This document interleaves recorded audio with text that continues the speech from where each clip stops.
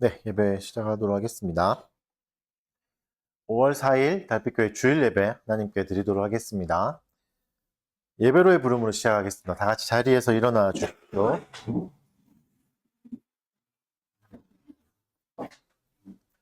우리 주 하나님이여, 영광과 존귀와 권능을 받으시는 것이 합당하오니 주께서 만물을 지으신지라 만물이 주의 뜻대로 있었고 또 지으심을 받았나이다 하더라. 아멘. 전능하신 하나님 아버지 감사합니다. 삼위 하나님의 은혜 아래 또 지내다가 또 복된 날을 허락하여 주셔서 예배를 드릴 수 있도록 우리를 함께 모아주셔서 감사합니다. 이 시간 우리의 마음이 정결해지게 하여 주시고 또 하나님 한 분만을 바라며 또 하나님만을 예배하는 온전한 시간이 되도록 인도하여 주시옵소서. 감사드리며 예수님 이름으로 기도합니다. 네. 영광송 찬송 올려드리겠습니다. 찬송가 3장 찬송합니다. 성부 성자와 3장이 아니죠. 죄송합니다. 27장. 찬송가 27장입니다. 잠시만요.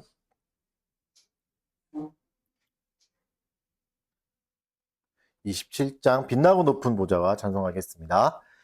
빛나고 높은 보좌와 그 위에 앉으신 주 예수 얼굴 영광이 해같이 빛나네. 해같이 빛나네. 지극히 높은 위엄과 한없는 자비를 무천사 소리 합하여 늘 찬송 드리네. 늘 찬송 드리네. 영죽을 나를 살리려 그 영광 떠나서 그 부끄러운 십자가 날 위해 지셨네. 날 위해 지셨네. 나 이제 생명 있음은 주님의 은혜요. 저 사망 권세 이기니 큰 기쁨 넘치네. 큰 기쁨 넘치네. 주님의 보좌 있는데 천한 못 이르러 그 영광 몸소 배울 때 그 기쁨 넘치리. 내 기쁨 넘치리. 아멘. 같이 신앙 고백하도록 하겠습니다. 오늘은 니케아 신경으로 우리의 신앙을 고백하겠습니다. 우리는 전능하신 하나님 아버지를 믿습니다. 그분은 하늘과 땅, 보이는 것과 보이지 않는 모든 것을 창조하셨습니다. 우리는 한 분이신 주 예수 그리스도를 믿습니다. 그분은 하나님의 외아들이시며 세상이 시작되기 전부터 아버지로부터 나셨습니다. 그분은 빛으로부터 온 빛이시며 참된 하나님으로부터 온 참된 하나님이십니다. 그분은 창조되지 않으시고 출생하셨으며 아버지와 같은 본질을 가지고 계십니다. 만물은 그분을 통해 창조되었습니다. 그분은 우리 인간을 구원하시기 위해 하늘에서 내려오셨고 성령으로 말미암아 동정녀 마리아에게서 사람이 되어 태어나셨습니다. 그분은 본디오 빌라도 치하에서 우리를 위해 십자가에 못 박혀 고난을 받으시고 장사되었습니다. 성경에 기록된 대로 사흘 만에 부활하시어 하늘로 올라가셨고 지금은 아버지의 오른편에 앉아 계십니다. 그분은 영광 중에 다시 오셔서 산자와 죽은 자를 심판하실 것입니다. 그분의 나라는 영원할 것입니다. 우리는 주님이시며 생명을 주시는 성령님을 믿습니다. 성령님은 아버지와 아들로부터 나오시며 아버지와 아들과 함께 경배와 영광을 받으십니다. 성령님은 예언자들을 통해 말씀하셨습니다. 우리는 하나의 거룩하고 사도로부터 이어져 내려온 공교회를 믿습니다. 우리는 죄사함을 위한 하나의 세례를 고백합니다. 우리는 죽은 자들의 부활과 영원한 삶을 기대합니다. 아멘. 자리에 앉아 주십시오.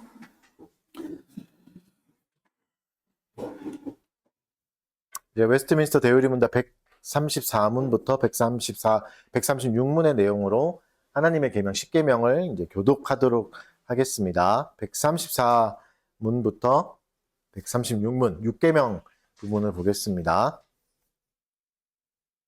134문 제6계명은 무엇입니까? 살인하지 말라입니다. 135문 제6계명에서 요구하시는 의무는 무엇입니까? 그 생명을 부당하게 빼앗으려는 모든 생각과 적을 물리치고 기회와 유혹과 실행을 피함으로써 우리 자신과 다른 사람의 생명 보존하기 위해 세심하게 고려하고 모든 정당한 노력을 기울이는 것입니다. 그리고 폭력에 맞서 정당하게 방어하고 하나님의 섭리에 대해 인내로 견디고 마음을 평온하게 하고 영혼을 즐겁게 하는 것입니다. 음식과 음료와 약과 잠과 노동과 오락을 절제하며 사용하고 또 자비로운 생각과 너그러움과 친절, 화평과 유순하고 공손한 말과 행동을 지니고 행하며 관용하고 기꺼이 화해하려 하며 받은 상처를 인내하고 용서하고 악을 선으로 갚으며 곤경 가운데 있는 사람들을 위로하고 구제하며 죄 없는 사람들을 보호하고 변호하는 것입니다. 136문 제6계명에서 금지하시는 죄는 무엇입니까? 법적 재판과 정당한 전쟁과 정당 방위를 제외하고는 우리 자신과 다른 사람의 생명을 빼앗는 모든 것입니다. 또 생명을 보존하는 정당하고도 필수적인 수단을 도외시하거나 그 사용을 선하는 것, 죄악된 분노, 증오, 시기, 복수심을 갖는 것, 모든 과도한 걱정과 마음을 산란하게 하는 걱정에 빠지는 것, 음식과 음료, 노동 그리고 오락을 무절제하게 사용하는 것, 화나게 하는 막대와 시비와 구타와 상해, 이 밖에 무엇이든지 사람의 생명을 파멸시키려는 모든 것입니다. 시간에 죄의 공적인 고백하도록 하겠습니다. 하나님 앞에 우리의 죄를 돌아보며 진실한 마음으로 고백하겠습니다. 잠깐 시간 갖도록 하겠습니다.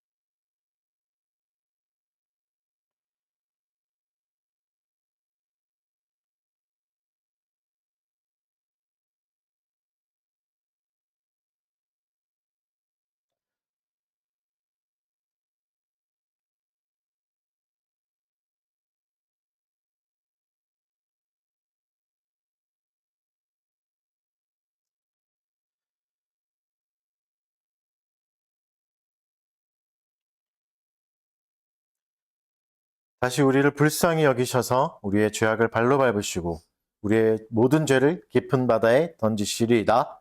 아멘. 감사 찬송하겠습니다. 다 같이 자리에 일어나셔서 시편 찬송가 279장, 시편 131편으로 찬송 올려드리겠습니다. 279장입니다.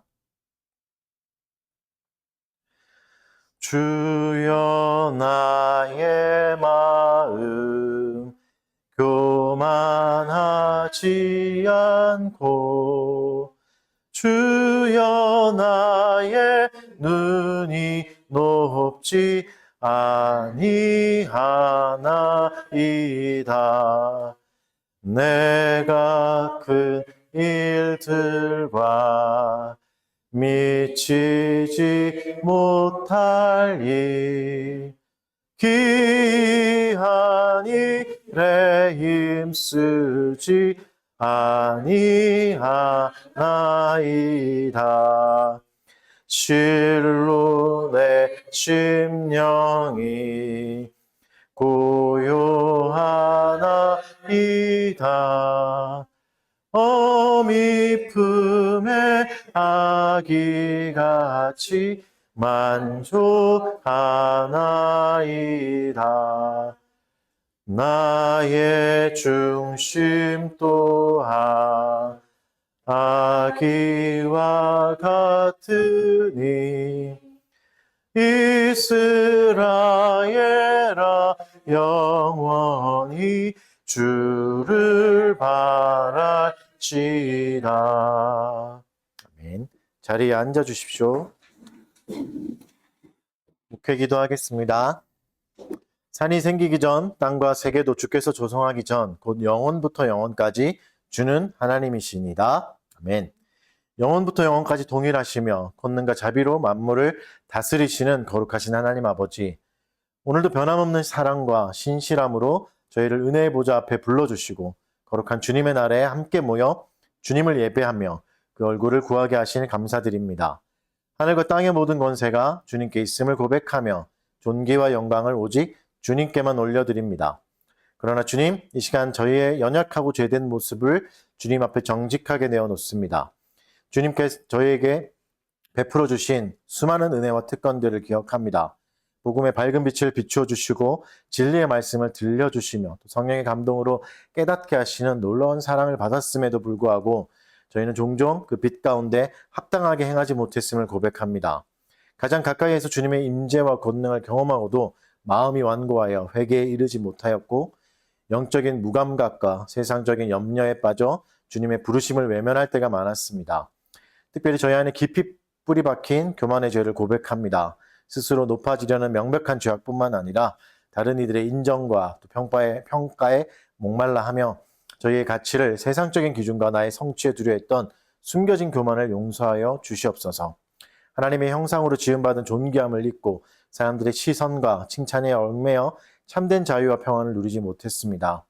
사람들에게 쉽게 상처받고 분노하기도 했으며 다른 이들과 비교하여 우월감을 느끼거나 열등감에 빠졌던 우리의 어리석음을 불쌍히 여겨 주십시오.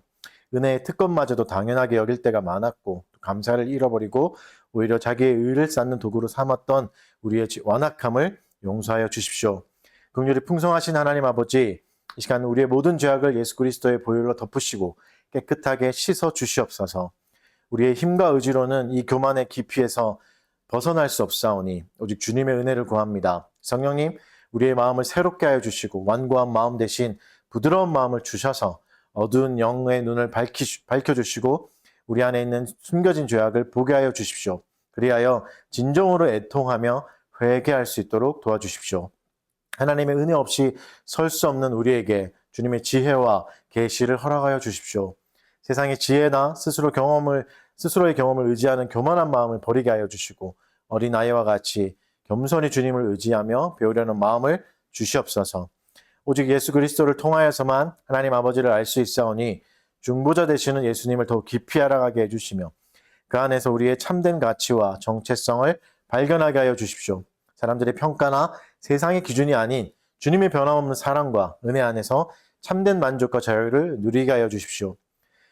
오늘도 수고하고 무거운 짐진 자들아 다 내게로 오라 부르시는 주님의 음성을 듣습니다. 우리를 짓누르는 죄의 짐과 염려의 짐, 관계의 짐, 또 인정받고자 애쓰는 피곤한 짐들을 이 시간 주님 앞에 내려놓기를 원합니다. 주께서 우리를 쉬게 하겠다는 약속을 믿음으로 붙잡고 나아갑니다. 주님의 온유하고 겸손한 마음을 우리에게 허락하여 주셔서 기쁨으로 주님의 친절한 멍에를 메고 주님과 동행하게 하여 주십시오. 주님의 말씀에 순종하는 것이 무거운 짐이 아니라 우리를 살리고 회복시키는 참된 안식이고 기쁨임을 깨달아 알게 하여 주십시오. 달빛교회의 모든 교우들이 세상의 분주함과 염려 속에서도 주님 안에서만 누릴 수 있는 진정한 안식을 깊이 경험하게 하여 주십시오. 사랑하는 교우들의 삶을 주님께 올려드립니다. 경제적 어려움과 세상의 근심, 걱정으로 인하여 마음이 무겁고 지쳐있을 때가 많사오니 이 모든 짐을 홀로 지려 애쓰지 말고 주님께 정직하게 아뢰며 맡길 수 있는 믿음을 허락하여 주십시오. 죄의 유혹과 공격 앞에서 흔들리지 않게 붙들어 주시고 죄에 대하여서는 점점 죽고 하나님께 대하여는 점점 살아나는 사람들이 되게 하여 주십시오. 다음 세대인 우리 자녀들을 축복합니다. 특별히 사랑하는 달빛교회 청소년들을 기억하여 주십시오. 어려서부터 여호와를 경외하는 법을 배우고 그 말씀 안에서 지혜롭게 성장하며 세상의 가치관에 흔들리지 않도록 하나님을 기쁘시게 하는 복된 세대가 되게 하여 주십시오. 교우들의 직장과 일터와 가정을 주님께서 친히 다스려 주십시오. 그것이 힘들고 어려운 순간이 있다 할지라도 하나님이 늘 함께 하심을 신뢰하며 모든 어려움 속에서 주님을 의지하는 법을 배우게 하여 주십시오. 주님께서 주시는 능력과 지혜로 어려운 시간들을 잘 견디고 이겨나가는 성도들이 되게 하여 주십시오. 새로운 5월을 맞이하여 가정 안에서 주님의 사랑이 더욱 풍성하게 넘치게 하여 주십시오. 특별히 가족들을 더 깊이 사랑하고 서로를 섬기며 주님 안에서 진정한 사랑을 나누는 복된 가정이 되게 하여 주시고 또 사랑하는 교우들의 가족들을 주님께서 친히 지켜보호하여 주시고 늘 건강하고 행복한 날들을 보내게 하여 주십시오. 달빛교회 교우들이 가정의 영적인 오아시스의 역할을 잘 감당하게 해주시고 교우들을 통하여 그 가정에 하나님을 경외하는 복음의 복이 잘 흘러가게 하여 주십시오. 이 시간 선포될 주의 말씀을 기대하며 사모합니다. 성령님께서 친히 주의 종을 붙들어 주셔서 능력을 행하여 주셔서 생명의 말씀을 담대하게 선포하여 주시고 또 우리의 모두의 마음의 밭을 기경하여 주셔서 겸손한 마음으로 말씀을 받고 깨달아 이 말씀이 우리 삶 속에서 회개한 믿음과 순종과 사랑의 열매로 풍성히 열매 맺히게 하여 주십시오. 교만한 마음을 깨트려 주시고 상한 심령을 위로하시고 지친 영혼들에게는 참된 안식과 소망을 발견하는 복된 시간이 되게 하여 주십시오. 이 모든 말씀을 우리의 유일한 중보자가 되시며 참된 안식을 주시는 우리 주 예수 그리스도 이름으로 기도드립니다. 아멘.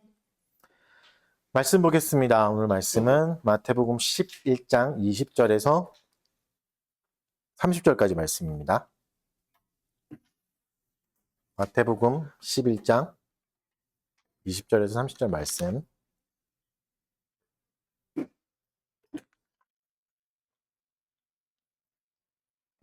읽어드리겠습니다. 예수께서 권능을 가장 많이 행하신 고을들이 회개하지 아니하므로 그때 책망하시되 화 있을진저 고라시나 화 있을진저 벳세다야 너희에게 행한 모든 권능을 두로와 시돈에서 행하였더라면 그들이 벌써 베옷을 입고 제에 앉아 회개하였으리라. 내가 너희에게 이르노니 심판날에 두로와 시돈이 너희보다 견디기 쉬우리라. 가브나움아 내가 하늘에까지 높아지겠느냐 음부에까지 낮아지리라. 내가 행한 모든 권능을 소돔에서 행하였더라면 그 성이 오늘까지 있었으리라. 내가 너희에게 이르노니 심판날에 소돔 땅이 너희보다 견디기 쉬우리라 하시니라. 그때 예수께서 대답하여 이르시되 천지의 주되이신 아버지여 이것을 지혜롭고 슬기 있는 자들에게는 숨기시고 어린아이들에게는 나타내심을 감사하나이다. 옳소이다. 이렇게 된 것이 아버지의 뜻이니이다. 내 아버지께서 모든 것을 내게 주셨으니 아버지 외에는 아들을 아는 자가 없고 아들과 또 아들의 소원대로 계시를 받는 자 외에는 아버지를 아는 자가 없느니라. 수고하고 무거운 짐진 자들아 다 내게로 오라. 내가 너희를 쉬게 하리라. 나는 마음이 온유하고 겸손하니 나의 멍에를 메고 내게 배우라. 그리하면 너희 마음이 쉼을 얻으리니 이는 내 멍에는 쉽고 내 짐은 가벼움이라 하시니라. 아멘.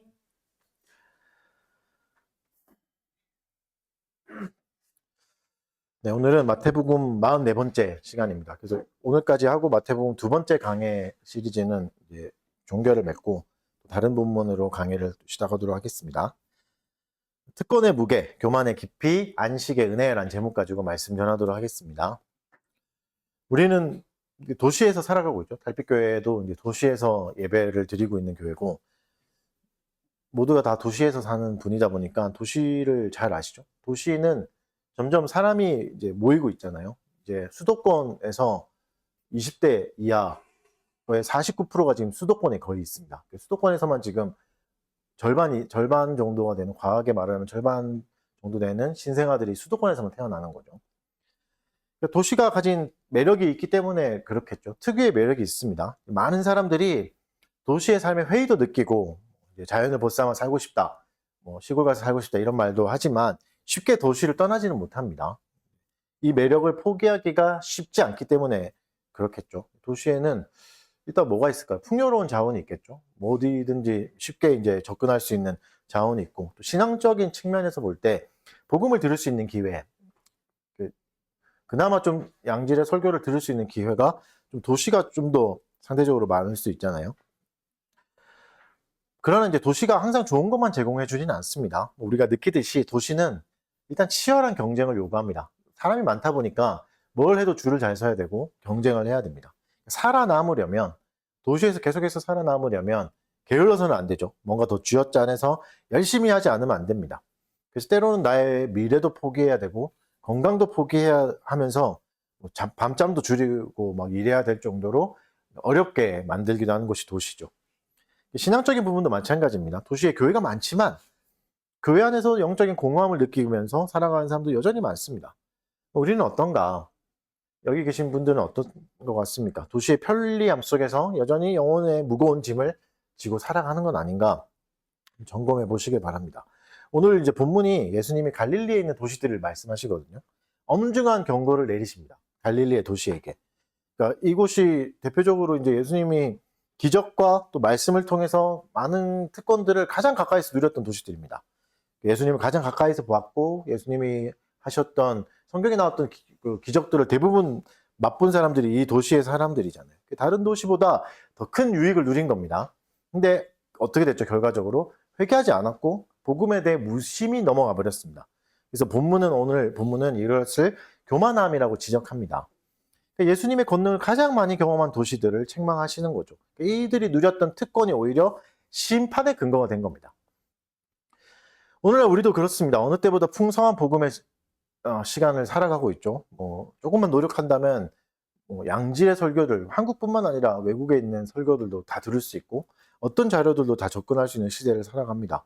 복음의 은혜와 자원을 누리고 살아가는 거죠. 그러면 이 특권에 대해서 우리는 어떻게 반응하고 있을까? 감사하고 책임감을 느끼며 살아가고 있는가? 아니면 그냥 지극히 당연한 일로 생각하면서 아무 생각 없이 살아가고 있는가? 그리스도가 베풀어 주신 특권이 우리를 진짜 겸손하게 만들고 있는가? 점점 더 겸손해졌는가? 아니면 은밀한 교만으로 계속 빠져들고 있는가? 이것을 한번 점검해 보시길 바랍니다. 오늘 말씀을 통해서 특권을 받은 사람이 빠질 수 있는 교만의 위험성에 대해서 한번 알아보도록 하겠습니다. 그리고 회개가 오히려 하나님의 주권을 누리는 사람이 맺을 수 있는 가장 좋은 열매라는 거, 회개가.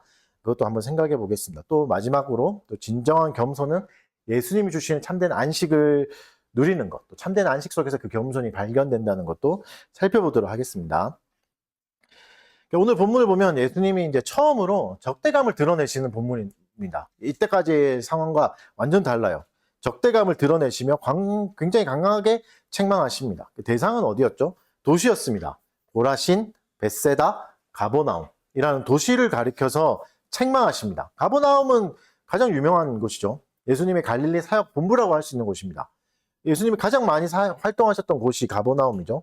우리가 이제 지금까지 살펴봤던 마태복음의 복음에서 일어났던 대부분의 일들이 다 가버나움에서 일어난 겁니다. 베드로의 집이 가버나움에 있었죠. 회당이 가버나움에 있었죠. 회당에서 예수님이 가르친 곳이 가버나움이었고, 백부장의 하인 고쳐주신 거, 그것도 가버나움이었고, 중풍병자를 고치신 거 다 여기였습니다. 가버나움이라는 도시였죠. 그리고 베데스다라고도 하는, 베세다도 가버나움 근처에 있는 곳이거든요. 붙어 있는 곳인데, 여기서도 굉장히 유명한 기적이 일어났죠. 오병이어 기적이 베세다에서 일어난 기적입니다. 그리고 맹인을 고치신 곳, 여기 베세다죠. 베드로와 안드레, 빌립의 고향이기도 했습니다. 그러니까 굉장히 많은 유익이 있는 곳이었죠. 고라시는 가버나움 북쪽 위쪽에 있는 도시입니다. 구체적으로 복음서에서는 기록되지는 않았지만 예수님의 언급으로 봐 상당한 가르침과 권능을 이곳에서도 분명히 행하셨을 것 같은 걸 알 수 있습니다. 그래서 예수님이 이 도시들을 준엄하게 책망하셨습니다. 이방 도시들과 또 비교하시죠. 근데 그 도시들이 좋은 도시가 아닙니다. 두로와 시돈이 나오죠. 두로와 시돈은 뭐 갈릴리 북서쪽에 있는 이제 지중해 연안에 있는 부유한 도시고 또 교만의 상징이었던 이방 항구 도시였습니다. 구약 성경에서 많이 나왔던 게 두로와 시돈이죠. 교만하고 죄악을 지적할 때 가장 대명사처럼 나왔던 게 두로와 시돈입니다. 교만의 대명사, 또 죄악의 대명사 이런 도시죠. 그러니까 이 악한 도시와 비교하시면서 여기가 차라리 더 나을 수 있다. 이렇게 말씀하시는 거죠. 소돔도 나오잖아요. 소돔도 아시죠? 극심한 타락으로 죄악으로 인해서 유황불로 심판받았던 불에 타서 이제 없어졌던 도시인데 이런 도시들하고 가버나움 지역들, 그 대표적인 지역들, 갈릴리 도시들을 비교하시면서 이 도시보다 가버나움이 더 나쁘다. 더 큰 심판을 받을 거다. 이렇게 선포하시는 거죠. 굉장히 무서운 일입니다. 악함의 대명사였던 도시보다 더 큰 심판을 받으면 그러면 가버나움의 도시들이 더 많은 죄를 지었을까? 이들의 도덕적 타락이 너무나 더 심해서 그게 따라서 하나님이 분노를 쏟아내시는 건가? 그렇지는 않습니다. 이들의 죄가 양쪽으로 더 많았던 건 아닙니다. 죄를 많이 지어서 심판받는 게 아닙니다. 왜 심판받는다고 하시죠? 더 많은 유익을 누렸으니까. 더 많은 특권을 누렸으니까 더 큰 심판을 받는다고 하십니다. 예수님이 행하시는 기적과 가르침을 가장 많이 받았던 거죠. 영적인 특권하고 특권을 많이 누렸던 곳입니다. 네, 이게 근거가 돼서 심판을 받는 겁니다. 네가 얼마나 많이 누렸는지 아니? 하면서 그걸로 심판받는 거죠. 그러니까 많은 특권이 더 많은 심판을 불러오는 겁니다. 여러분 이걸 진지하게 생각해 봐야 됩니다. 왜냐하면 우리는 특권을 많이 누리는 사람입니다. 근데 그렇지 않다고 생각하십니까? 앞선 본문에서 세례 요한을 보시면서 비교하시잖아요. 어떻게 말씀하시죠? 우리를 더 큰 사람이다. 세례 요한보다도 더 크다. 천국에서는 지극히 작은 자도 세례 요한보다 크다고 하셨잖아요. 그러니까 이미 더 그리스도를 많이 이해할 수 있고 알 수 있는 시대를 우리가 살고 있고 이 시대보다 더 우리가 더 시대적 은혜를 입고 있는데 그렇다면 우리 개인을 살펴보더라도 훨씬 더 많은 특권과 은혜를 누렸습니다. 뭐 달빛교회를 예를 들어볼까요? 달빛교회가 이제 한 5년 차가 됐잖아요. 신기하지 않아요? 아직도 살아있어요, 교회가. 아직도 이렇게 예배 드리고 있는 게 이상합니다, 사실. 그쵸?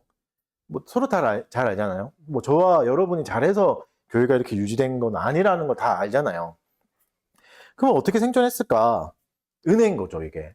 기가 막힌 은혜가 있었던 거죠. 하나님이 도울 자를 보내주셨고, 또 그들을 통해서 교회가 유지되고, 또 누군가의 섬김과 희생을 통해서 교회가 유지되고 있잖아요. 우리 교회가 뭐 도덕적으로 뛰어난 교회인가? 그렇지도 않고, 기가 막힌 예배를 드리고 있는가? 모두가 막 엄청나게 환호하고 막 그럴 수 있는 떼굴떼굴 구르는 그런 예배를 드리고 있는가? 그것도 아니잖아요. 음악도 없는데 예배당이. 그럼에도 불구하고 하나님의 은혜가 있었던 거죠. 달빛교회가 아직도 존재하고 있고 이거는 누가 봐도 그 은혜인 거죠. 틀림없이 하나님의 은혜인 겁니다. 각 개인의 삶도 그렇죠. 여러분의 삶을 돌아보면 한 5년간의 삶을 한번 돌아보십시오. 모두 다 크고 작은 아픔들이 다 있었죠. 남들은 겪지 않는 아픔을 겪은 사람도 많습니다. 물론 나의 상처가 제일 커 보이겠지만 옆에 있는 사람의 상처도 만만치 않습니다. 타인의 상처도 만만치 않습니다. 여기에 계신 분 중에 뭐 가족 드라마에 나오는 뭐 평온하고 넉넉한 삶을 살아온 사람은 아무도 없습니다. 그럼에도 불구하고 여기까지 온 거죠. 많은 사람들이 떠나가기도 하고 또 삶을 포기하기도 하는 이런 시절에 어려운 시절에 우리는 아직 여전히 살아있는 거죠. 도시 속에서 살아있는 거죠. 그런 말 들어보셨죠? 누군가는 우리 보고 운이 좋다고 하신 것도 들어보셨을 겁니다. 넌 참 운이 좋구나. 그리고 뭐 넌 인복이 많구나. 이런 말을 들어보셨을 겁니다. 이게 무슨 뜻이죠? 신앙적으로 해석하자면 보이지 않는 복이, 보이지 않는 축복들이 우리 삶에 그래도 있었다는 얘기죠. 이게 타인이 보더라도 그런 게 있었다. 이런 말이잖아요. 우리는 괴로운 삶을 살았지만 그래도 받은 복이 많다는 거죠. 또 특별히 여러분 보십시오. 우리가 이때까지 공부했던 것만 봐도 많은 걸 보고 들었습니다. 뭐 다른 교회와 비교해서 죄송하지만 뭐 다른 교회가 못하다는 게 아니라 다 다른 교회에서 오신 분들이니까 5년간의 세월을 한번 생각해 보십시오. 만약에 이제 여러분이 계시던 교회 그대로 있었으면 5년간에 배웠던 것을 그만큼 배울 수 있었을까? 생각해 보면 쉽지 않았겠죠. 상황이 어려우니까. 코로나이기도 했으니까. 그러니까 그것만으로 봐도 많은 배움이 있었고 특권과 혜택을 누린 겁니다. 뭐 그건 부정할 수 없는 사실이죠. 그러니까 이 시점에 다시 한 번 더 이제는 우리를 돌아봐야 됩니다. 물론 우린 여전히 연약하고 다음 주가 보장이 되지 않은 교회이지만 특권을 누린 것도 기억해야 됩니다. 여전히 불행하고 삶은 힘들지만 특권을 누려온 것도 분명하니까. 그래서 어떻게 살아야 되는가? 이걸 이제 고민할 시점이 됐습니다. 그럼 하나님의 특권을 받은 사람들은 하나님이 어떻게 대하시는가? 이걸 먼저 한번 살펴봅시다. 누가복음 12장 48절에는 이렇게 말씀하십니다. 알지 못하고 맞을 일을 행한 종은 적게 맞으리라. 물은 많이 받은 자에게는 많이 요구할 것이요 많이 맡은 자에게는 많이 달라 할 것이니라. 무슨 말이죠? 모르고 지은 죄도 죄지만 그래서 맞게 되지만 오히려 많이 받은 자, 훨씬 더 많이 가진 자에게는 많이 요구할 거다. 책임이 다르다. 그러니까 죄를 지어도 경중이 있다는 말이죠. 많이 아는 자가 짓는 죄와 모르는 자가 짓는 죄는 똑같은 죄지만 경중이 있다. 다르다. 그래서 많이 받은 자에게 분명 많이 요구하신다고 말씀하십니다. 진리의 빛이 우리를 향해 밝게 비췄습니다. 지난 시간 동안. 많은 교리를 알게 됐고 말씀도 많이 배웠죠. 다양한 삶의 양식들도 익히고 가게 배웠습니다. 빛을 많이 받은 거죠. 그러면 우리의 책임도 큽니다. 이제는. 이 시점에서는. 우리 같은 게 뭔 책임이 있냐. 뭐 이렇게 쉽게 이런 생각을 할 수 있겠지만 아니요. 그건 우리의 입장일 뿐입니다. 하나님의 관점에서 보시는 거죠. 하나님이 분명히 많이 줬다. 말씀하시면 분명히 복받은 사람이고 많은 사람보다 더 큰 은혜를 누린 겁니다. 그러면 하나님이 우리에게 무엇을 요구하실까? 긴장이 되시죠? 이렇게 하니까 이제 그러면 뭘 요구하시죠? 더 많은 돈을 내야 될까요? 더 많은 시간을 헌신해야 되나? 이제는 성경도 좀 외우고 기도의 시간을 더 늘려야 되는가? 본문에서 하나님이 요구하시는 건 분명합니다. 같이 읽어봅시다. 11장 20절 읽어보겠습니다. 시작.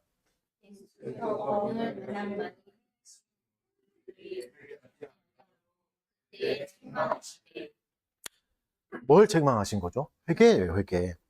더 많은 헌신을 안 했다. 더 많은 헌금을 안 했다. 더 많은 시간을 내지 않았어. 기도를 많이 하지 않았어. 이게 아니라 회개하지 않았다. 이걸 말합니다. 세례 요한이 했던 메시지 기억나시나요? 회개하라, 천국이 가까웠다. 회개의 열매를 맺어라. 세례 요한을 통해서 요구하신 열매도 회개의 열매였습니다. 그러니까 더 많은 은혜를 누린 사람은 더 많은 회개의 자리로 갔어야 됩니다. 이 자리로 가야 되는 거죠. 그래서 여러분 한번 점검해 보셔야 됩니다. 이 시점에서. 회개하고 있는가? 회개의 열매를 많이 맺었는가? 나 이제는 회개하고 다 회개하지 않았나? 이제는 뭐 더 이상 죄가 없고, 난 상처만 받았지, 뭐 상처를 준 것도 없는데, 내가 회개할 게 더 있나? 뭐 이렇게 생각하시면은 잘못 가고 있는 겁니다. 여러분, 우리 교회 예전의 순서에 공적인 회개 시간이 분명하게 있습니다. 이 시간 어떻게 누리셨는 것도 점검해 보셔야 됩니다. 유익한 시간으로 받아들이고, 이 시간에 진정한 마음을 쏟으면서 돌이키고 회개하고 있는가? 이 수많은 예배에서 항상 했던 시간들을 우리가 잘 회개하고 있었는가? 회개에 합당한 열매를 잘 맺었는가? 그렇지 못하다면 무엇이 우리를 막고 있었나? 그리스도께 나가는 걸 막고 있었나? 점검해 봐야 됩니다. 23절을 읽어드리겠습니다. 가버나움아, 내가 하늘에까지 높아지겠느냐? 음부에까지 낮아지리라. 내게 행한 모든 권능을 소돔에서 행하였다면 그 성이 오늘까지 있었으리라. 뭘 말하는 거죠? 가버나움이 왜 죄를 지었는가? 하늘까지 높아졌지만 음부에까지 낮아질 거다. 이렇게 말씀하십니다. 이 말씀이 사실 힌트입니다. 이 말씀은 이사야서 14장에서 나온 말씀입니다. 이사야서 14장에서 바벨론의 멸망을 조롱하는 내용이 쫙 나오거든요. 14장의 내용이. 바벨론을 조롱해요.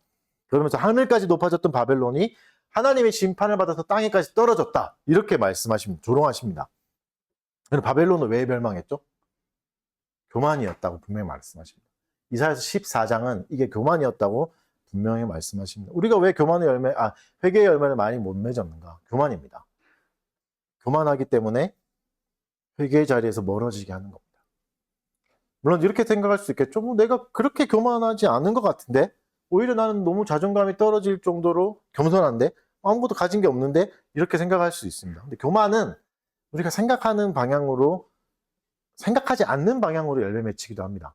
나는 잘났어. 이것도 교만이지만 숨어있는 교만도 있습니다.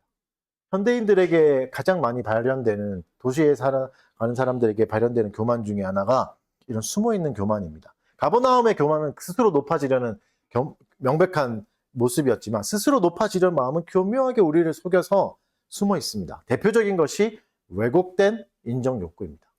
인정욕구가 왜곡될 수 있는 거죠. 뭐 저를 예를 들어서 말씀드리면 죄송하지만 저 얘기를 좀 하면 저는 개척교회 목사잖아요.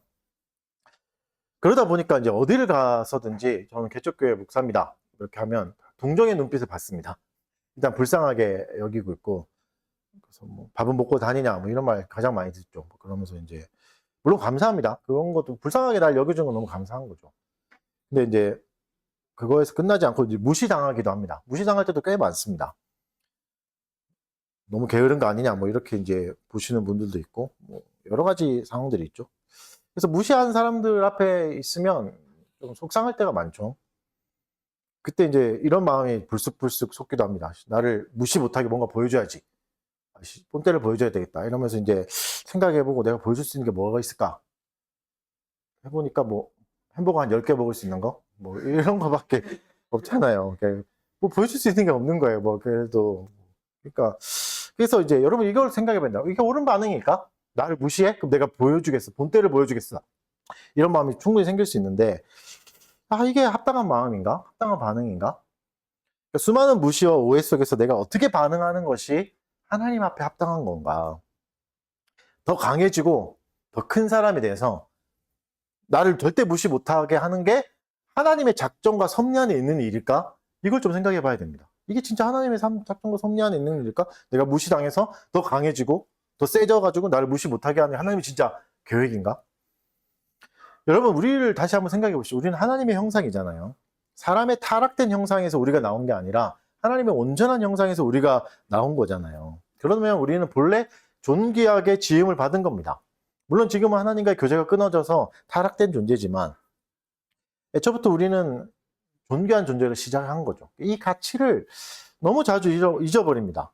그래서 어떻게 하는 거죠? 사람의 인정을 찾는 거죠. 하나님으로부터 오는 인정이 아니라 외부에서 오는 인정을 찾는 거죠. 사람들의 인정을 바라고 나의 공로나 지위나 헌신을 더 많이 해서 성과를 또 계산해서 내가 그래도 남들이 나를 무시 못하게 해야지 이런 마음이 자꾸 생기는 거죠. 내가 이렇게까지 하면 무시를 못할 거야. 그래서 학위를 더 높이기도 하고 공부를 더 많이 해서 학위를 따기도 하고 경제적인 부를 더 채워가서 절대 나를 무시 못하게 해야지. 내가 이만큼 또 했으니 이제는 나를 또 대우해줘야지. 대우를 받아야지. 이런 생각이 충분히 들잖아요. 이게 우리 안에 숨어있는 교만입니다. 제 안에도 그런 교만이 숨어있는 거죠. 어떤 거죠? 하나님이 주신 가치에 만족하지 못하고 타인보다 조금 더 인정받기를 원하는 겁니다. 그래도 내가 다른 사람들보다 내가 낫지. 그래도 저 사람들보다 내가 더 낫지. 이게 뭐죠? 타인과 비교해서 내가 더 높아지려는, 비교 우위에 서려는 마음이잖아요. 그래서 여러분 존중받지 못할 때 쉽게 상처받고 분노할 수 있게 되는데 이거는 사실 정당한 존엄의식은 아닙니다. 왜냐하면 이건 자기 중심적이고 비교 우위에 서려는 마음이거든요. 네가 왜 나를 무시하니? 너도 나보다 못한 것 같은데? 이런 마음이잖아요. 비교하는 마음인 거죠. 물론 여러분 사람들이 나를 무시하는 건 나쁜 일입니다. 좋은 일은 아닙니다. 하지만 애초에 나의 존중의 토대가 그들에게 있지 않습니다. 사람에게 있지 않습니다. 사람들이 그럼 훌륭하다고 막 치켜 세워주면 내가 훌륭한 존재가 됩니까? 가치가 높아집니까? 그렇지 않잖아요. 반대도 마찬가지예요. 사람들이 나를 몰라준다고 해서 내 가치가 떨어지진 않아요. 그래서 여러분 이런 숨은 교만을 경계해야 됩니다. 굉장히 위험한 교만이에요. 그래서 이제 복음으로 누린 특권마저도 이걸 공로로 삼을 수 있습니다. 이런 생각이 있으면. 내가 이만큼 헌신했는데, 이만큼 믿었는데, 내가 이런 봉사도 하고 이런 헌신까지도 했는데 이런 걸로 나를 주장하기 시작하면 교만이 되는 겁니다. 많은 지식을 쌓았다고 해서 많은 판단과 많은 정죄가 있다면 애초에 우리는 그걸 바로 사용하는 게 아닌 거죠. 하나님 주신 걸 바로 사용하는 게 아닌 거죠. 그래서 여러분 존중의 토대가 옮겨가면 교만이 되는 겁니다. 나의 존중의 토대가 옮겨가면 교만이 되는 겁니다. 내가 이만큼 했고 이 정도 알고 있으니까 존중받아야 된다. 이건 애초에 존중의 토대가 잘못된 곳으로 옮겨가는 겁니다. 존중은 어떻게 해야 되죠? 양방향으로 흘러가야 됩니다. 일방으로 흘러가기만 원한다면, 나만 존중받기를 자꾸 원한다면 교만한 마음입니다. 그래서 뭐 어떻게 해야 되죠? 먼저 존중할 수 있어야 됩니다. 물론 그들이 가치가 있든 없든 그건 내 문제가 아니라 존중해야 되는 거죠. 그 사람들이 나를 존중하냐 안 하냐는 내가 상관할 영역이 아닙니다. 그건 하나님이 판단하실 영역입니다. 하나님이 우리에게 요구하시는 게 뭐죠? 너 얼마나 존중 많이 받고 왔니? 이게 아니라 너 얼마나 사람들을 존중하고 왔니? 이거 하잖아. 얼마나 사람들을 존중했니? 너는. 이거잖아요. 여러분 우리는 분명합니다. 사람들에게 존중받지 못할 때가 분명히 있습니다. 근데 이것도 하나님이 허락하신 상황이라는 걸 받아야 됩니다. 기억하고 받아들여야 됩니다. 그리고 존중의 토대가 어디 있는지 다시 확인해야 됩니다. 여러분, 사람의 존중이 부족하면 내가 무가치한 존재가 된 겁니까? 비참한 존재가 된 겁니까? 내가 대단한 걸 꼭 사람들이 알아줘야 됩니까? 아닙니다. 여러분 계속 이런 마음을 갖고 있다면 결국 하나님보다 사람을 더 두려워하는 겁니다. 사람의 인정을 바라는 거니까. 하나님은 우리를 이미 평가해 주셨습니다. 지난주 보셨죠? 본문에서 세례요한보다 복되다, 큰 자다고 이미 평가해 주셨습니다.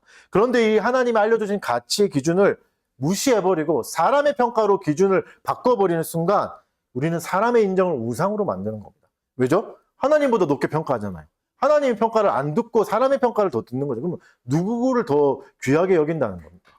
누가 더 소중하다는 겁니까? 그래도 하나님을 경외한다고 말할 수 있겠습니까? 절대 아닙니다. 여러분, 물론 하나님이 우리에게 주신 감정은 소중한 감정입니다. 다양한 감정이 있겠죠. 그러나 감정이 절대 선이 되어서는 안 됩니다. 무슨 말이죠? 감정이 우리의 행동의 기준이 되거나 동기가 돼서는 안 됩니다. 나를 모욕하고 무시했으니까 이제는 나는 이렇게 행동하겠다. 이건 옳은 생각이 아닙니다. 하나님의 섭리와 작정 안에 있는 생각이 아닙니다. 예수님을 생각해 보십시오. 예수님만큼 모욕당한 사람이 어디 있고 예수님만큼 무시당한 사람이 어디 있습니까? 침뱉음도 당했습니다. 예수님만큼 조롱당한 사람이 어디 있습니까? 계속 조롱당했어요. 사역하는 내내 조롱당했고 십자가에서도 조롱당하셨죠. 그래서 예수님이 감정적으로 대응하지 않으셨습니다. 어떻게 하셨죠? 그 순간에 참아내셨다. 이렇게 말씀하십니다. 성경은 이것을 어떻게 증언하죠? 베드로전서 2장 23절. 욕을 당하시되 맞대어 욕하지 아니하시고 고난을 당하시되 위협하지 아니하시고 오직 공의로 심판하시는 이에게 부탁하십니다. 상처받았으니까 이게 곧 정의가 돼서 이것을 기준으로 판단하고 행동하면 내 감정의 모든 판단의 기준이 되는 겁니다. 이걸 자꾸 최고선으로 삼는 겁니다. 여러분, 나는 상처받을 수 있습니다. 내 자존심이 상할 수도 있고 내 모든 게 부정당하는 느낌을 받을 수 있습니다. 물론 너무 괴로운 일이죠. 누가 그걸 편하다고 하겠어요. 그러나 이게 나의 행동의 뿌리가 돼서는 안 됩니다. 사실은 무시 못하게 해줘야지. 이건 자기 중심성만 추구하는 삶이 되는 겁니다. 그리스도와는 점점 상관없는 삶을 가는 거예요. 그리스도와 점점 다른 방향을 가게 되는 겁니다. 여러분, 수많은 진리의 빛을 받고도 회개하지 않은 갈릴리 도시들을 생각해 보십시오. 우리도 복음의 특권 속에서 감사 대신에 교만만을 키운다면 심판을 피할 수 없습니다. 인정 욕구가 우리의 교만을 계속 키워갈 겁니다. 이걸 가만히 둬서는 안 됩니다. 우리가 누린 특권은 반드시 겸손으로 이어져야 됩니다.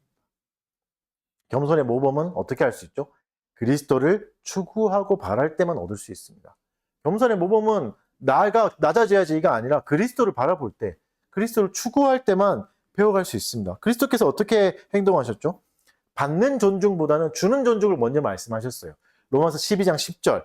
형제를 사랑하여 서로 우애하고 존경하기를 서로 먼저 하여. 분명히 말씀하셨죠. 먼저 하라. 먼저 하라. 서로 존경하기를 먼저 해야 됩니다. 상대가 나를 존중해 줄 때까지 기다려서는 안 됩니다. 내가 먼저 존중해 줘야 됩니다. 그래야 그리스도의 제자다운 삶을 살아갈 수 있는 겁니다. 형을 먼저 존중해 주십시오. 동생을 먼저 존중해 주십시오. 제가 저렇게 말하는데 아니요. 그게 아니에요. 먼저 존중하라고요. 무시당할 때가 있잖아요. 둘을 위해서 하는 말은 아닙니다. 무시당할 때 이제 모든 걸 멈춰야 됩니다. 멈춰야 됩니다. 저도 많이 당하다 보니까 그런데 멈춰야 됩니다. 분노와 상처가 내 마음을 굉장히 괴롭히죠. 어렵게 하잖아요. 하지만 먼저 점검해야 될 건 이겁니다. 내 가치의 기준이 지금 어디 있지? 이걸 점검하셔야 됩니다.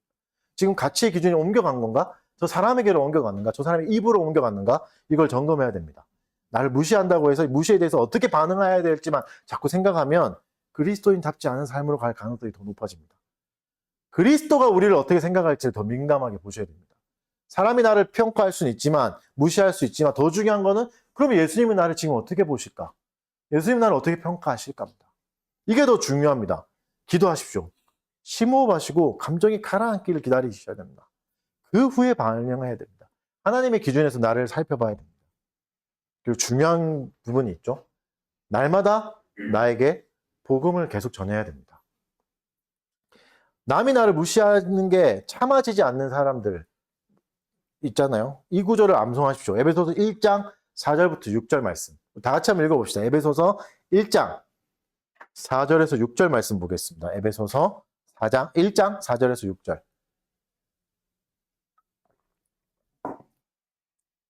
읽어보겠습니다. 시작. 곧 창세전에 그리스도 안에서 우리를 택하사 우리로 사랑 안에서 그 앞에 거룩하고 흠이 없게 하시려고 그 기쁘신 뜻대로 우리를 예정하사 예수 그리스도로 말미암아 자기의 아들들이 되게 하셨으니 이는 그가 사랑하시는 자 안에서 우리에게 거저 주시는 바 그의 은혜의 영광을 찬송하게 하려는 것이라. 아멘. 나의 가치는 여기 있습니다. 가치는 여기서 찾아야 됩니다. 결국 나는 그 은혜의 영광을 찬송하게 될 겁니다. 이게 하나님이 우리에게 내려주신 결론입니다. 이 구절을 외우십시오. 암송하십시오. 아니면 즐거찾기 해놓고 이걸 읽어보십시오. 여러분, 물론 사람들의 인정은 있으면 좋죠. 하지만 그것이 없다고 해서 우리 삶이 어그러지거나 멈추지 않습니다. 그래서 사람들의 인정은 마치 보너스 같습니다. 보너스 받으면 기분 좋죠. 내가 사고 싶은 것도 살 수 있고 뭐 재밌게 즐길 수 있죠. 보너스는 좋지만 없다고 해서 내 삶이 무너지지 않습니다. 만약에 여러분 내가 보너스를 못 받아서 내 삶이 어려워지고 무너진다면 그건 보너스의 문제가 아니죠. 뭐가 부족한 거죠? 월급이 부족한 거죠. 월급이 모자라는 거지 이미 작은 월급을 받고 있는 거죠. 진짜 월급이 뭐죠? 하나님의 인정이 내 월급입니다. 하나님의 인정이 두둑한 월급이라고 치면 이게 채워지지 않으면 작은 보너스에 분노하고 절망하고 슬퍼하는 겁니다. 월급을 채우십시오. 하나님의 인정을 가득하게 채우십시오. 그러면 작은 보너스는 있으면 좋고 없어도 그것 때문에 절망하지 않게 될 수 있습니다. 이제 넘어가겠습니다. 갈릴리의 도시들에게 무서운 심판을 예고하셨잖아요. 이렇게 말씀하시고 예수님이 하나님께 기도합니다. 어떻게 기도하셨을까요? 이들을 다 심판해 주십시오. 내가 사역 이렇게 열심히 했는데 이들이 회개하지도 않았으니까 더 특별히 고통스럽게 괴롭혀 주십시오. 뭐 이렇게 기도했을까? 그렇지 않았습니다. 그래서 예수님의 기도는 또 다른 충격을 줍니다. 본문을 같이 읽어보겠습니다. 마태복음 11장 25절 같이 읽겠습니다. 시작. 천지의 주제이신 아버지여, 이것을 지혜롭고 슬기 있는 자들에게는 숨기시고 어린 아이들에게는 나타내심을 감사하나이다. 감사 기도를 하십니다. 감사하십니다. 사실 이것도 놀라운 거예요. 왜냐하면 예수님의 노력이 사역이 다 물거품 된 거거든요. 예수님 그렇게 열심히 하시고 그렇게 놀라운 기적 다 행하셨는데 아무도 회개하지 않아요. 근데 어떻게 감사할 수 있습니까? 이게 무슨 말이죠? 예수님은 모든 상황 속에서 여전히 하나님의 주권적인 계획을 신뢰하고 있는 겁니다. 하나님의 작정과 섭리를 믿고 있는 겁니다. 지금까지 나의 노력이 다 실패한 것 같이 보이고 여전히 나는 다 실패, 내가 한 것들, 노력들 다 물거품처럼 보이는데도 여전히 하나님의 작정은 있다는 걸 믿는 거죠. 하나님의 섭리가 있다는 걸 믿죠. 예정대로 순탄하게 흘러가고 있음을 신뢰하신 겁니다. 그래서 하나님의 방법을 찬양하실 수 있었습니다. 여러분, 도시를 살아가면서 우리는 나름대로 생존의 기술을 익혔습니다. 터득한 그 삶의 원리들을 다 터득했죠. 그러면서 이제 스스로 지혜롭다고 할 수 있는 수준까지 올라왔습니다. 그런 사람들에게 하나님은 오히려 하나님 나라의 비밀을 숨기신 겁니다. 그리고 어린아이들에게는 계시를 드러내셨습니다. 이 말은 뭐죠? 어른은 거부했지만 어린아이는 잘 받아들였다. 이런 말은 아닙니다. 아니겠죠? 무슨 뜻이죠? 스스로 지혜나 또 지위를 의지하는 사람들, 인정 욕구에 매인 사람들에게는 숨기셨다. 그러나 겸손한 자들에게는 밝히 드러내셨다. 어린아이는 겸손한 자를 대표합니다. 어린아이는 어떻죠? 여전히 배우기를 원하고 여전히 나의 어리고 연약함을 인정하고 하나님의 도우심을 구하는 사람들입니다.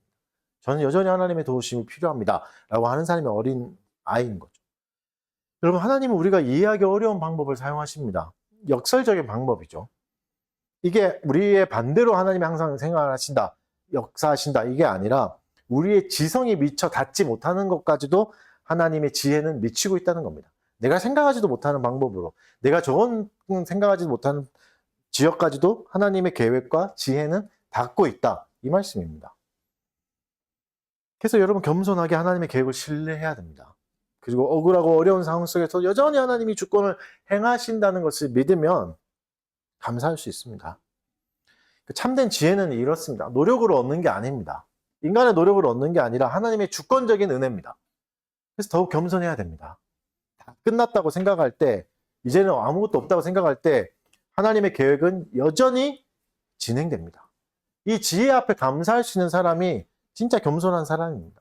어거스틴은 이 본문을 이제 주의하면서 강해하면서 높은 건물을 지으려면 겸손이라는 낮은 기초에서 시작해야 된다. 이렇게 말합니다.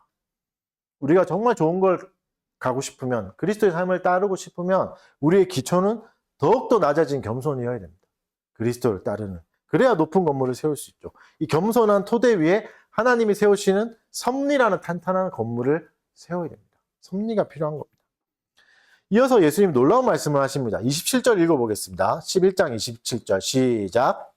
네, 아버지께서 모든 것을 그에게 주셨으니 아버지 외에는 아들을 아는 자가 없고 또 아들의 소원대로 계시를 받은 자 외에는 아버지를 아는 자가 없니.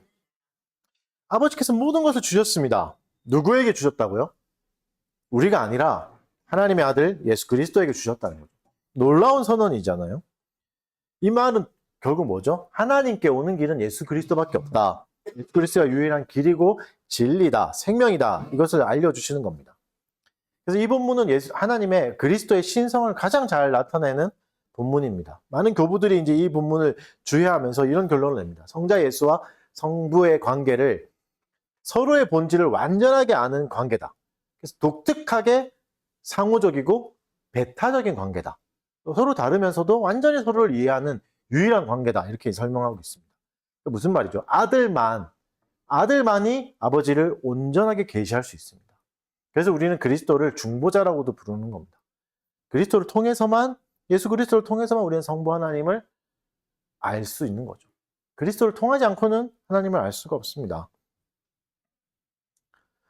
그래서 여러분, 우리 안에 있는 지혜와 우리 안에 있는 이런 인정 욕구, 잘못된 인정 욕구를 가장한 교만은 하나님에게서 우리를 자꾸 멀어지게 하는 거죠. 그리스도를 따르지 못하게 하니까. 그리스도께로 나가지 못하게 하니까. 그래서 여러분, 겸손한 마음을 가지셔야 됩니다. 그리스도를 추구하셔야 됩니다. 그럴 때만 하나님을 알아갈 수 있습니다. 그분을 알아가는 게 우리에게는 더 큰 자유를 주는 거죠. 사람들이 인정이 없어도 튼튼하게 살아갈 수 있게 됩니다. 심지어 제자들처럼 비난과 박해 속에서도 오히려 기뻐하고 감사할 수 있는 사람이 되는 거죠. 이 모든 지식은 다시 한번 말씀드리지만 노력으로 획득하는 게 아니라 그리스도를 통해서 선물로 받는 것입니다. 은혜를 구해야 됩니다. 그러면 우리는 무엇을 해야 되는가? 이 시간에 우리는 뭘 해야 될까요? 그리스도의 초청을 진지하게 듣고 깊이 있게 듣는 게 더 중요합니다. 잘 듣는 게 중요합니다. 예수님의 초청을 다시 한번 읽어봅시다. 마태복음 11장 28절 읽겠습니다. 시작.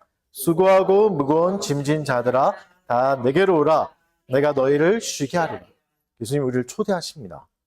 여러분, 이 초대를 그냥 넘어가지 않길 바랍니다. 나 예수님 이미 믿고 있는데, 교회를 오래 다녔는데, 많은 걸 공부했는데, 아니요.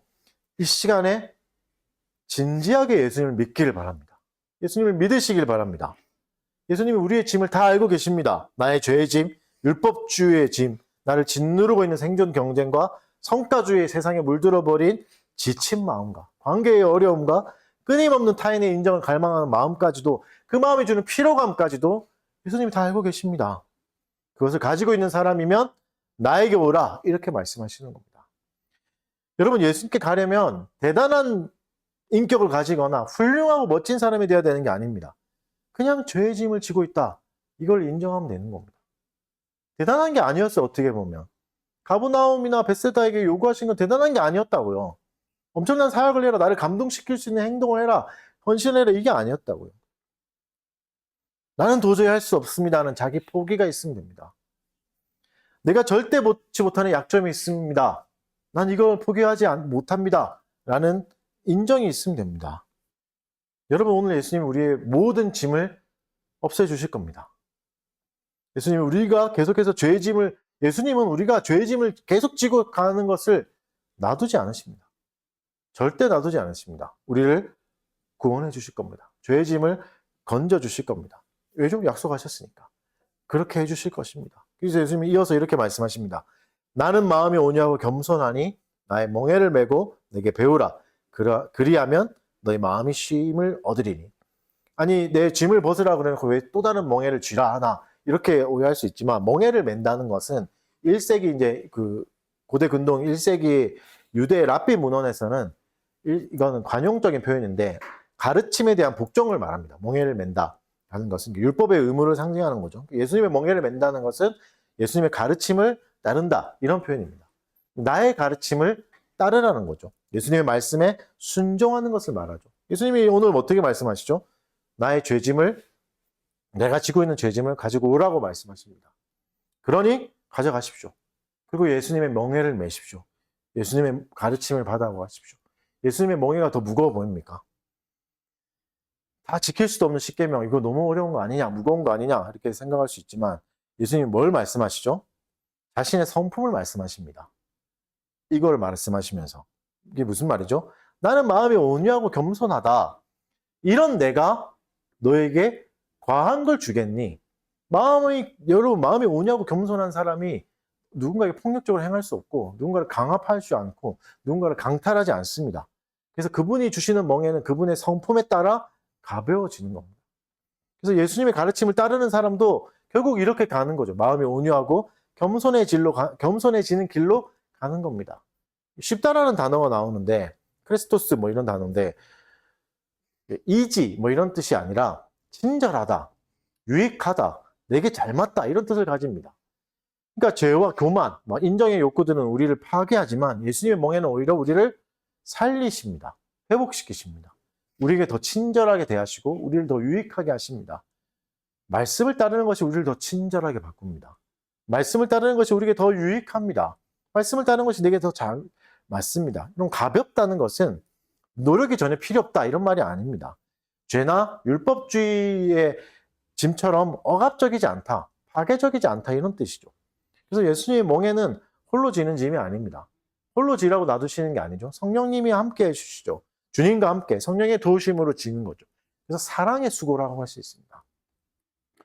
예수님은 이 짐을 어떻게 지고 가시죠? 사랑의 짐으로 지고 가셨습니다. 사랑하는 마음으로. 그래서 여러분 예수님께 가장 배울 중요한 것은 그의 온유함과 겸손함입니다. 어디도 배울 수 있죠? 그의 멍에에서, 그의 가르침에서, 그의 말씀에서 우리의 교만의 짐과 죄의 짐을 벗을 수 있는 것입니다. 쉼을 얻을 수 있는 가장 강력한 비결입니다. 이것이 그리스도의 사랑에 기초하는 거죠. 사랑이 그리스도의 멍에를 가볍게 하는 거죠. 본문의 흐름을 잘 생각해 보시죠. 심판을 책망하시면서 뭘 요구하시죠? 회개를 요구하시고 회개를 요구하시는 이유는 뭐죠? 너 죄 많은 존재야. 너 흠집 많아. 너 문제 있어. 이게 아니죠. 안식으로 초대하시는 겁니다. 회개해야 안식할 수 있다. 회개는 우리를 정말 더 큰 안식으로 이끌어 갑니다. 회개가 처음엔 부담스럽습니다. 어렵고 괴롭습니다. 나의 본질을 보는 거니까. 나의 추함을 보는 거니까 너무 괴롭죠. 쉽지 않습니다. 그러나 은혜가 임할 때 이 회개의 자리로 가면 우리는 오히려 안식의 자리로 갈 수 있습니다. 쉼의 자리로 갈 수 있습니다. 결론을 맺겠습니다. 마태복음 11장 20절에 30절을 살펴봤습니다. 예수님이 오늘 우리에게 요구하시는 열매는 회개의 열매입니다. 나의 교만과 사람들이 인정에 목말라 하던 스스로를 자꾸 증명하려고 했던 숨겨진 교만을 회개하십시오. 가버나움처럼 되지 않도록 하나님이 주신 은혜를 헤아려 보시길 바랍니다. 예수님은 오늘도 우리를 초청하십니다. 다 내게로 오라 이렇게 말씀하시잖아요. 이 초청에 응답하시길 바랍니다. 여전히 무거운 짐을 지고 계십니까? 나의 염려와 죄책감과 인정욕구, 근심, 두려움 모두 주님께 고하십시오. 그리고 주님께 갑시다. 그리고 우리는 날마다 내 자신에게 복음을 전해야 됩니다. 그리스도 안에서 이미 존귀한 자고 이미 사랑받는 자녀라고 스스로에게 선포할 수 있어야 됩니다. 이 가치는 복음 안에서만 발견됩니다. 사람의 평가는 있으면 좋지만 그게 내 존재를 좌지우지하는 근거는 아닙니다. 무시당하거나 마음이 상할 때 잠시 멈추십시오. 내 감정의 뿌리가 하나님께 있는지 사람에게 있는지 다시 질문하시길 바랍니다. 예수님의 온유하심과 겸손을 구하면서 반응하기 바랍니다. 주님 안에서 한 형제 자매가 되었으면 서로 존중하기를 먼저 해야 됩니다. 존중이 오기까지 기다리지 마십시오. 존중받기 전에 존중하는 것, 이게 그리스도의 멍에를 매는 겁니다. 이것을 배우고 실천해야 됩니다. 여러분, 도시의 삶은 우리를 여전히 압박하고 지치게 합니다. 앞으로도 계속 그럴 겁니다. 그럼 교회는 지친 영혼에게 참된 안식을 전하는 영적인 오아시스가 돼야 됩니다. 그러려면 우리가 먼저 그리스도 안에서 참된 가치와 쉼을 나눌 수 있어야 됩니다. 누릴 수 있어야 됩니다. 그리스도 안에서 참된 가치와 참된 쉼을 먼저 잘 누리시길 바랍니다. 주일을 기쁘게 보내시기 바랍니다. 과로와 경쟁에 지친 도시에게 쉼의 가치를 알려줄 수 있어야 됩니다. 주일의 참된 의미를 회복하는 일에 교회가 목소리를 내야 되는 시대가 됐습니다. 그래서 여러분, 우리가 온전히 주일을 잘 보내는 거, 회복하는 건 굉장히 가치 있는 일입니다. 이 귀한 일을 소중히 여기고 잘 감당하시길 바랍니다. 갈릴리 도시들의 이야기는 우리에게도 주신 엄중한 경고가 됩니다. 우리가 받은 빛, 하나님 우리에게 비추어 주신 진리의 빛에 반응하지 않는 교만은 심판을 자초합니다. 분명히 오늘도 예수님 우리를 초청하십니다. 다 내게로 오라고 부르십니다. 어떤 죄의 짐을 지고 있든가 상관없습니다. 그분께 나아가면 용서받을 수 있고 참된 쉼을 얻을 수 있습니다. 그리스도께 나아가십시오. 세상에 주는 무거운 짐을 벗어버리십시오. 교만의 짐을 벗어버리십시오. 예수 그리스도의 온유하고 겸손하시고 또 친절한 멍에를 기쁨으로 메어가십시오. 여기에 참된 안식이 있습니다. 참된 안식은 여기에서만 있습니다. 내가 이룰 수 없습니다. 나의 능력으로, 나의 어떤 경제적인 확장으로 이걸 얻을 수 있는 게 아닙니다. 그리스도 안에서만 있습니다. 이 안식을 잘 누리시는 달빛교회 교우들이 되시기 바랍니다. 네. 말씀을 기억하며 잠깐 기도하겠습니다.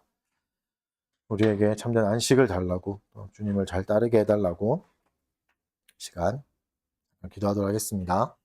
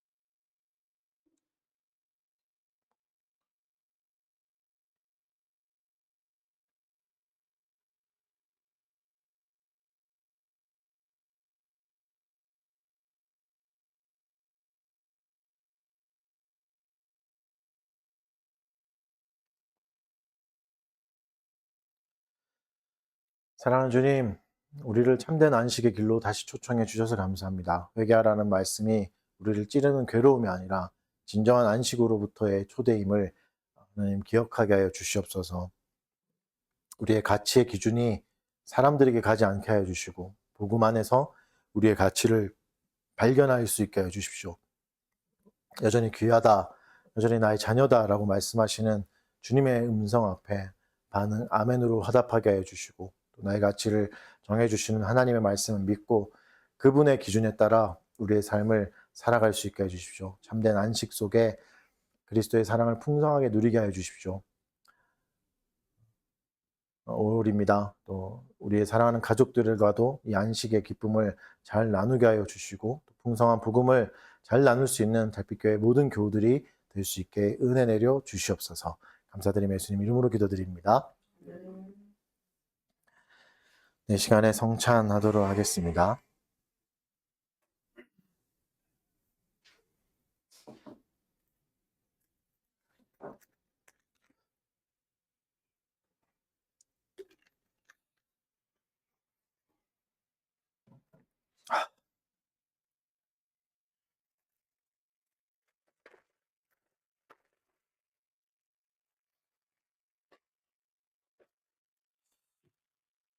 잠깐 기도하겠습니다.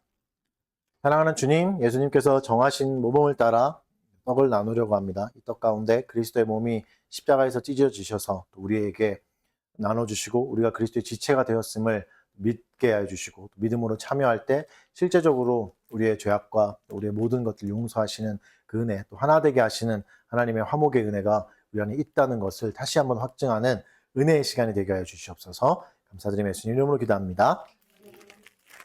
그리스도께서 이제 십자가에서 자기의 몸을 이렇게 찢으심으로 우리에게 그 몸을 나눠주시고 그리스도의 지체가 되게 해주셨음을 믿고 믿음으로 참여하는 시간입니다. 한 분씩 나오셔서 받아가시기 바랍니다.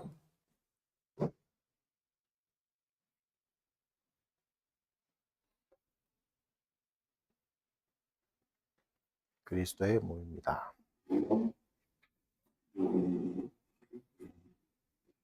그리스도의 몸입니다. 그리스도의 몸입니다.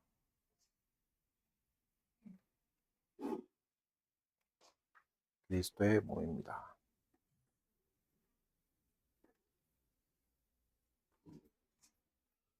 그리스도의 몸입니다.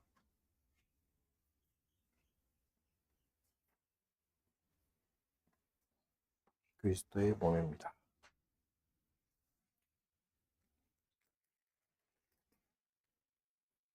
그리스도의 몸입니다. 좋네요. 다 같이 기념하도록 하겠습니다.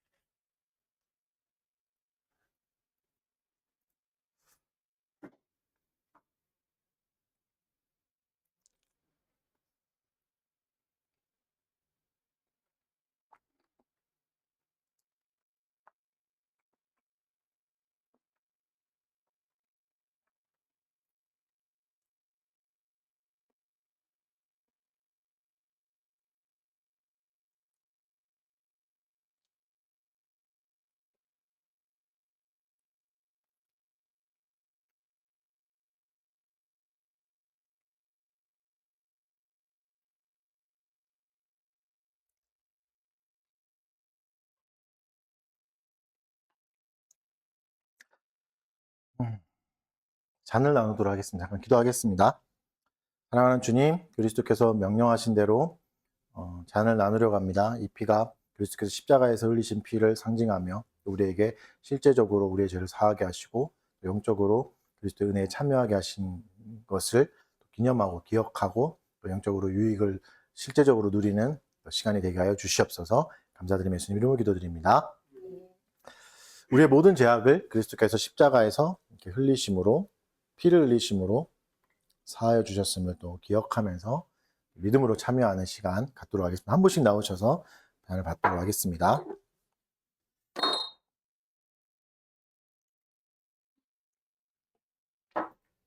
그리스도의 피입니다.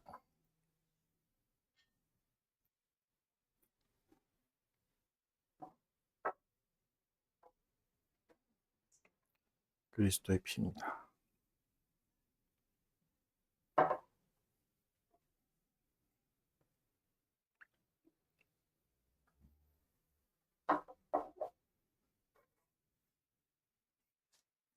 그리스도의 피입니다.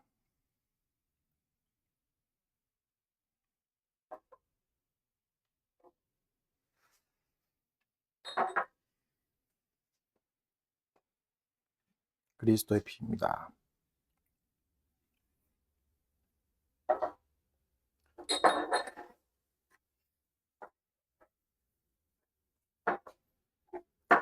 그리스도의 피입니다.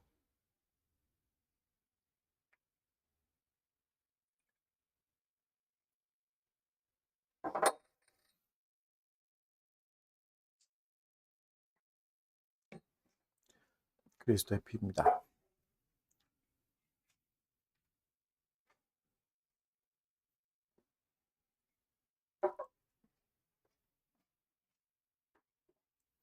그리스도의 피입니다.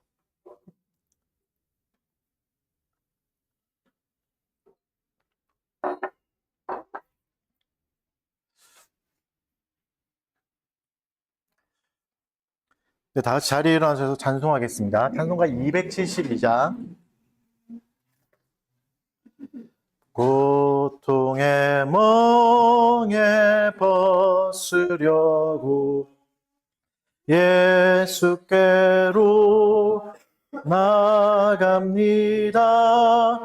자유와 기쁨 베푸시는 주께로 갑니다.